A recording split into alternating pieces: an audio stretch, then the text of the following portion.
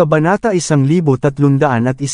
Tumawa si Harvey. Bakit tayo dapat tumakbo? Naghihintay pa ako sa ambasador mula sa The Empire of the Sun That Never Set na darating at humingi ng tawad. Sa ilalim ng 10 minuto, isang marangyang kotse na nagdadala ng isang lisensya sa diplomatiko ang lumitaw sa harap ng Western Diner. Maraming mga lalaki ang agad na lumabas mula sa kotse, at dumiretso sa kwarto sa ikatlong palapag. Ang espiritu ni Eddie ay umangat nang marinig niya ang echo ng mga leather na sapatos sa labas. Si Zack at Dexter, bukod sa marami pa, ay lumaking masigla. Isang pangkat ng matatangkad at malakas na kanluranin ang nakikita ng mga kalalakihan na may kulay ginto na buhok at asul na mga mata na pumasok sa loob. Nakasuot sila ng mga layer na damit, at ang ilan ay mayroon ding pekeng puting buhok. Ang nangunguna sa pangkat ay isang nasa gitnang kanluranin. Ang isang hitsura ay sapat na upang makilala na siya ay mandirigma. Nagdala siya ng isang malakas na aura sa kanya, siya ay walang iba kundi ang ambassador ng The Empire of the Sun That Never Set, si Rupert. Mayroon siyang isa pang pagkakakilanlan na nakakabit sa kanyang pangalan, at iyon ang dating commander ng Knights Templar ng bansa mismo. Ngunit nang siya ay nakipaglaban sa Euro-American, ang larangan ng digmaan dati, natakot siya sa isang tao sa silangan. Bilang isang resulta, hindi na siya nang ahas na magdala ng mga armas at nagtrabaho na sa politika.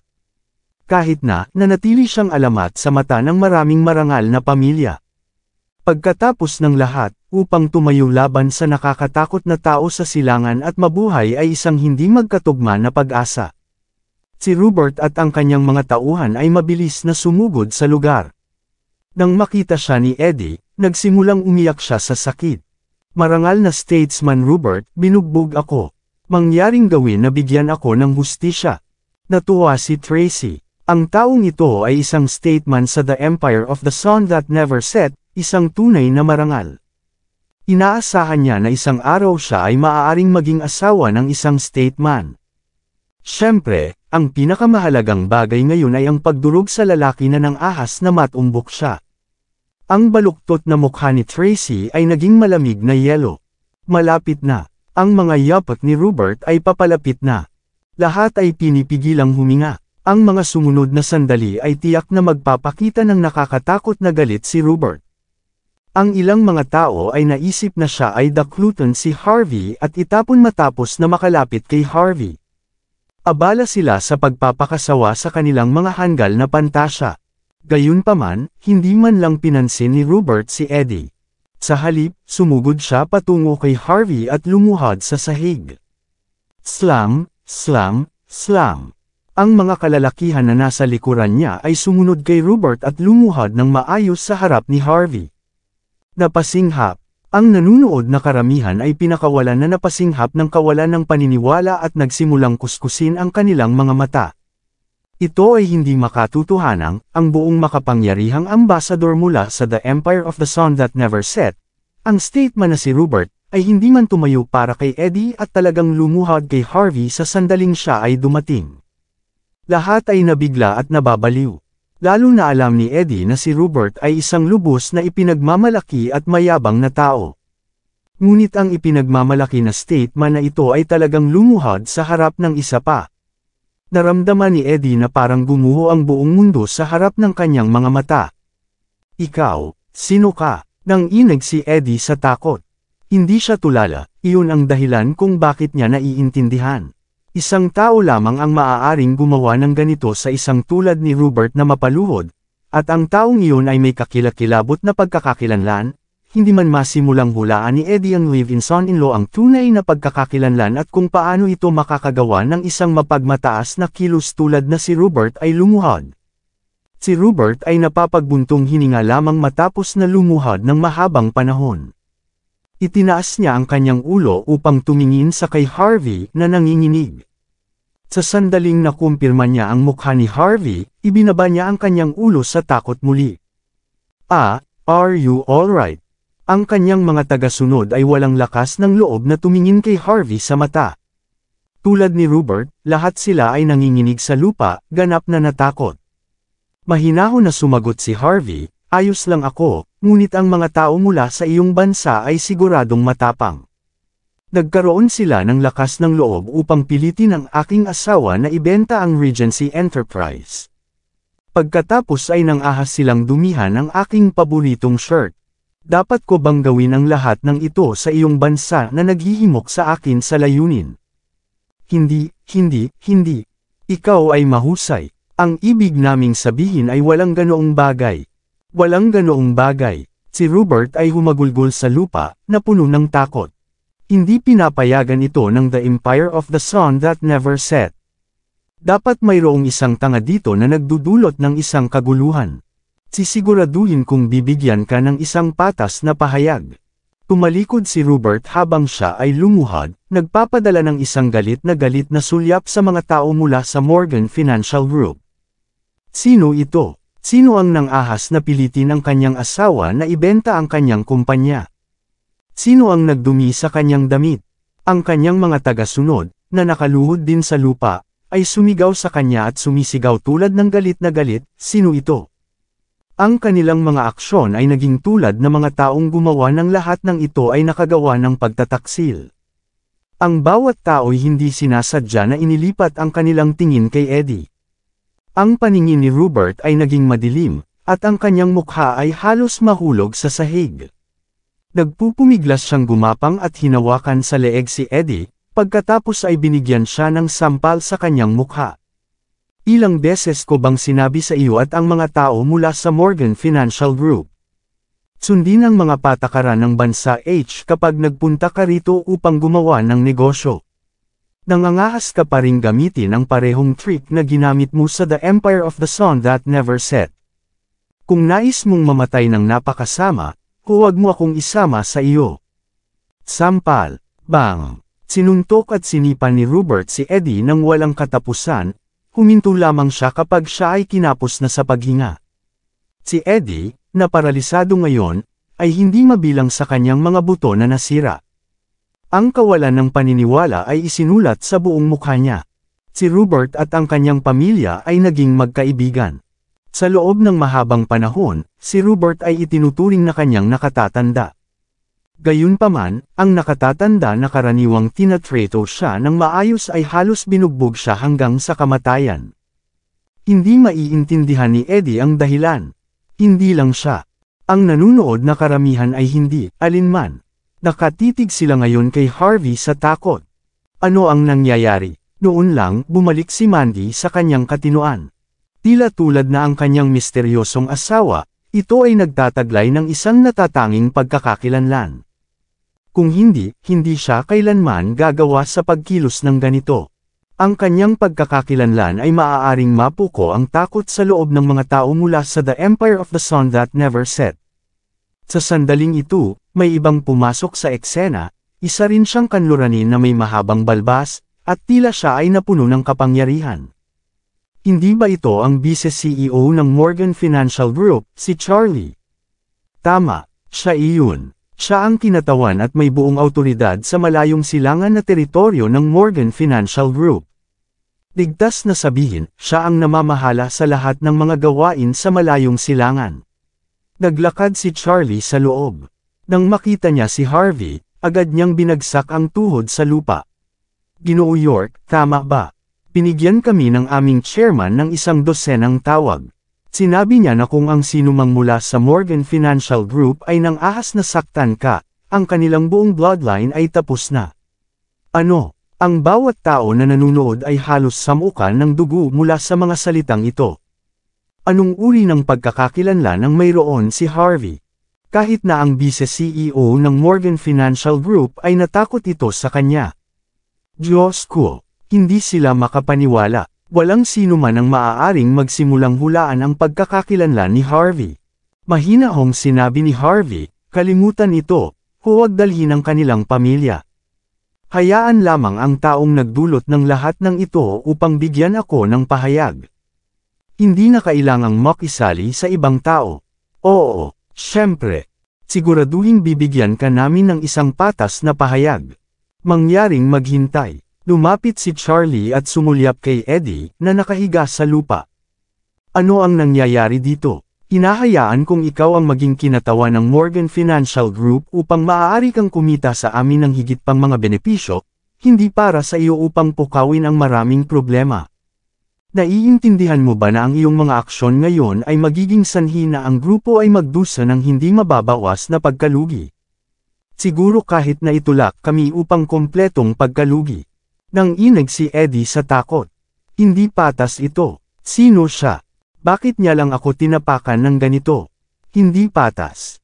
Malamig na tumawa si Charlie. Wala kang karapatang malaman ang pagkakakilanlan ng taong ito.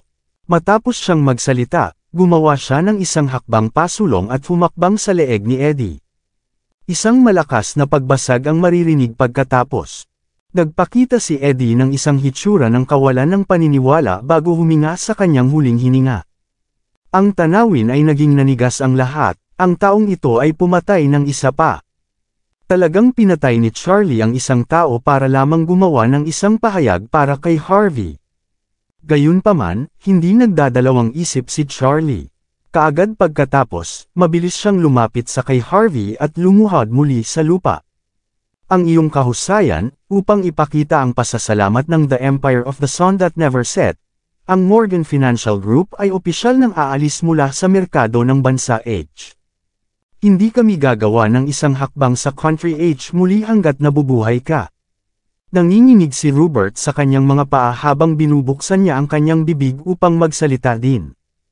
Ang iyong kahusayan, dapat kong panatilihin ang mga pinansyal na grupo at mga negosyo mula sa The Empire of the Sun That Never Set sa ilalim ng aking kontrol.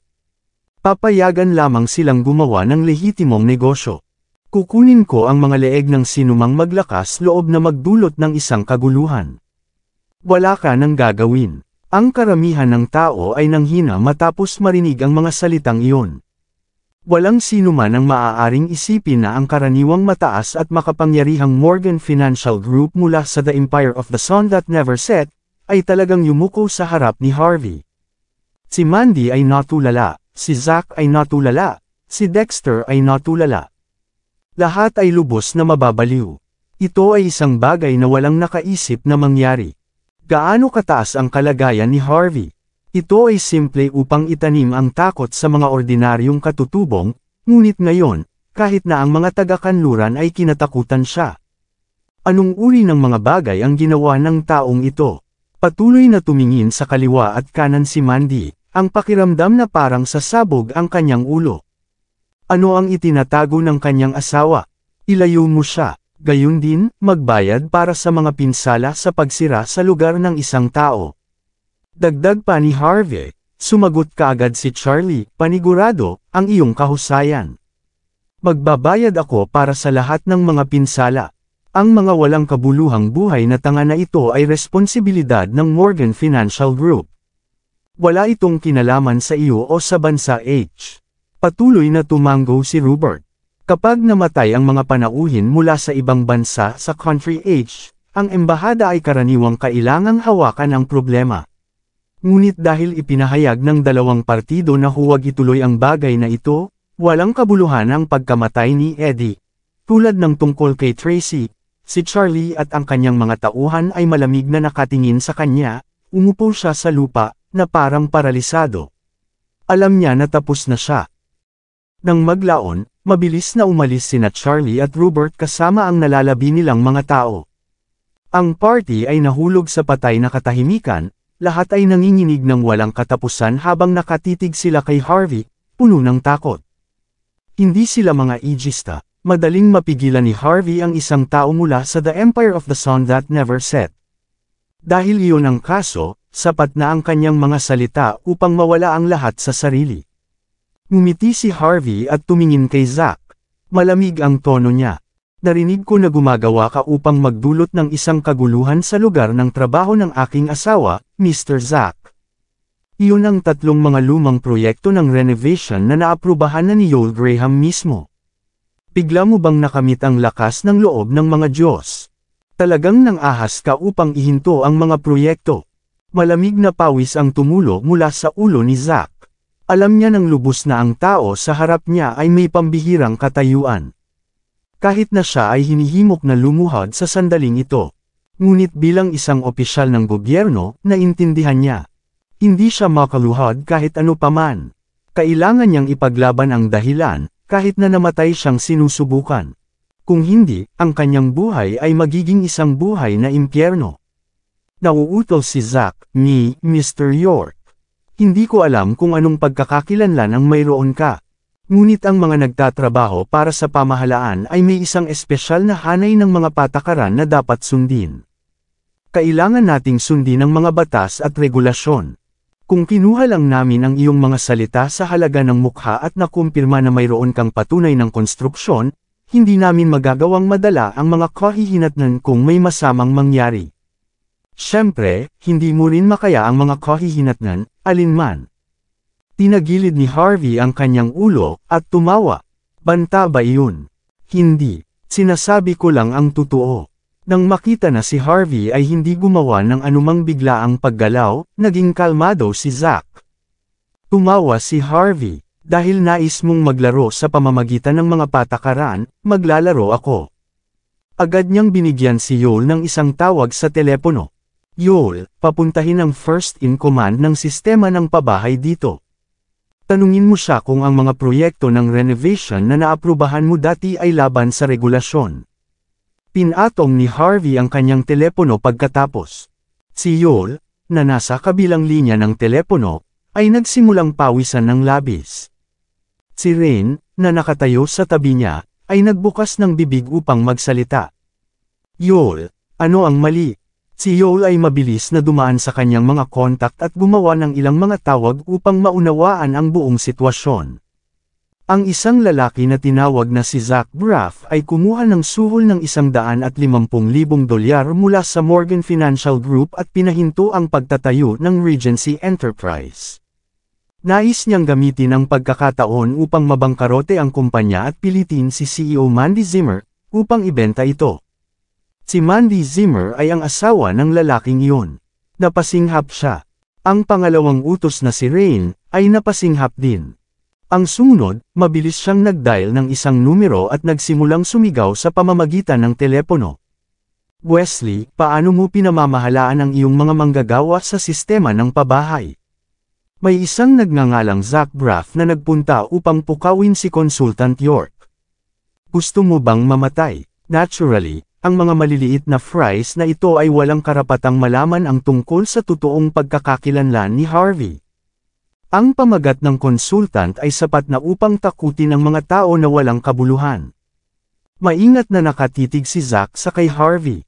Sino ang tinawagan mo? Babalaan kita, sinusunod namin ang mga batas at pangangatuwiran ng Buckwood. Huwag kang maglakas loob na gumawa ng anumang katangahan. Kalmado ang tugon ni Harvey. Tao rin ako ng batas at pangangatuwiran.